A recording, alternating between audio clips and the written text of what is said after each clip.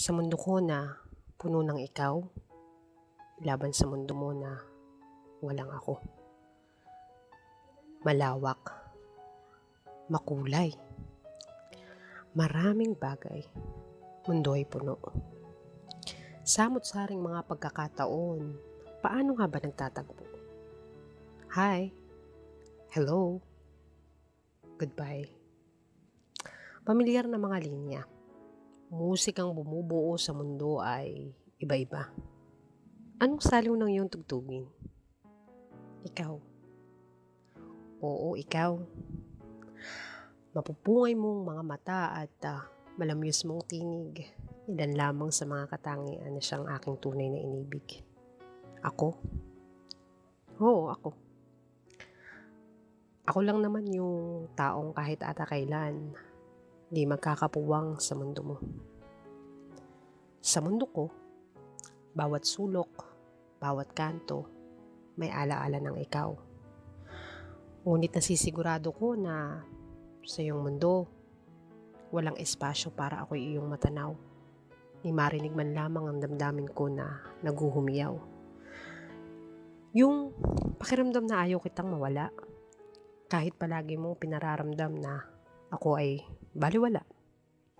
Yung minamahal kita ng sobra kahit ang sakit-sakit makitang wala naman talaga ako sa iyong halaga. Parusa. Parusa ang magpatuloy ngunit mas unti-unti akong pinapatay ng isiping sa mundo ko tuluyang mawawala ang isang ikaw. Bakit? Bakit ganun? Ilang beses mo na akong tinaboy at tinapon pero ikaw at ikaw pa rin ang tugon. Bakit? Bakit ang aking tanong? Ako na handang ialay ang buong oras ko at panahon. Ngunit pagdating sa iyo, isinisingit at pinagkakasya mo lamang sa suntok sa buwan na pagkakataon. Ilang beses. Ilang ulit pa bang ako ay aasa at maghihintay? Mahal, pinipilit kong di ako mapagod. Mapagod na sumugal na baka dumating ang isang araw na maisip mo na ako'y bigyang pansin at suklian ang aking pagtingin kahit kaunti man lamang. Alam ko, nararamdaman kong ibang-iba ang iyong mundo. Patuloy itong umiikot kahit wala ang isang ako. Pero ang labo, hindi ko maintindihan. Bakit ang mundo ko tila humihinto at napaparam kapag napagtatanto na mawawala ka at di ka na magpaparamdam? Pinili mo bang maging ganito? Sa mundo mo ba ay nagiging manhid ang sarili sa lahat ng luha, lungkot at sakit na idinudulot ng pagmamahal na walang sumasalo? Kung oo, sana may ganyan din sa mundo ko. Para naman maibsan kahit minsan ang sugat ng iyong nilikha at ibinato kapalit ng pag-ibig ko. Mundo. Ang mundo ay mahiwaga. Totoo ang mga naturang salita. Di ba man namumutawi sa iyong labi ay ramdam ko na sinta. Bingin na nga ata ang aking puso sa paulit-ulit sa utak na paalala. Ang alam ko lang kasi, gusto kita. Mali. Gustong gusto kita. Malalim. Umuukit ng daan papunta sa aking pagkatao. Nakatataka sa sistema ko. Kahit wala naman talaga akong karapatan na magkaganito. Hanga ako sa mundo mo. Sana kaya ko rin ang ginagawa mong proseso. Proseso ng panggagago habang nananatili kang gwapo at mukhang seryoso.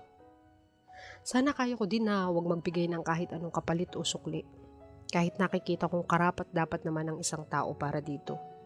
Sana kaya kong pasukin ng mundo mo. Angkinin bawat sulok at maging larawan nito'y ako. Tapos, kapag sawa na akong maglaro, umikot at maglibot sa isang mundo, pwede ko na itong iwanan. Na kahit wasak at nasalanta, masasabi ko pa din na naging akin to. Teritoryo ko pa din to. Ang kaso lang hindi ganun eh. Bakit sa mundo ko?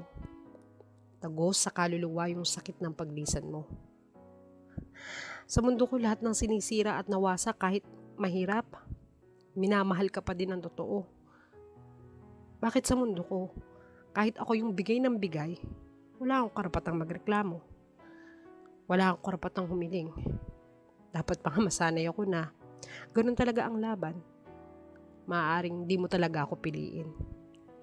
Bakit sa mundo ko na puno ng ikaw, nababalot man ng hinanakit at walang katapusang katanungan, ninanais pa ding minsay maging bahagi ng mundo mong wala man ako, ay umiinog at gumagalaw.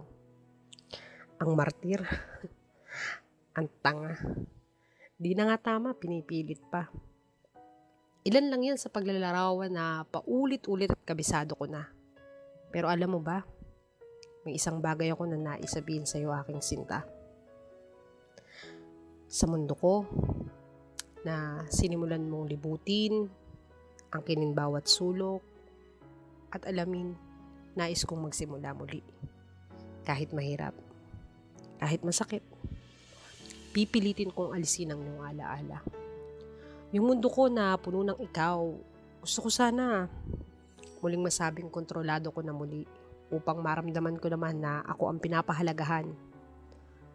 At yung mundo mo na walang ako, tatanggapin ko na maaring di na kailanman magbabago. Baka nga, siguro nga di talaga para sa akin ang dyan ay magkaroon ng pwesto.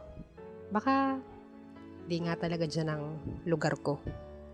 Sa mundo mo na walang ako, hahayaan kong maging malinaw. Magpaparaya ako. Mahal, ako na ang unang bibitaw. Mahal, sinta, aking mundo. Alam kong walang tayo. Mundo mo, kailan may walang isang ako. Kaya naman, lahat ng sinimulan at inakala kong paninindigan mo, ako na ang siyang maglalagay ng tanda ng pagsuko. Sa tula at sulating ito, dito ko na tinatapos ang ating yugto. Ang tanging ko na lamang ay parehong maging masaya tayo. Di man magkaugnay ang ikaw at ako, may kanya-kanya man tayong buhay at mundo.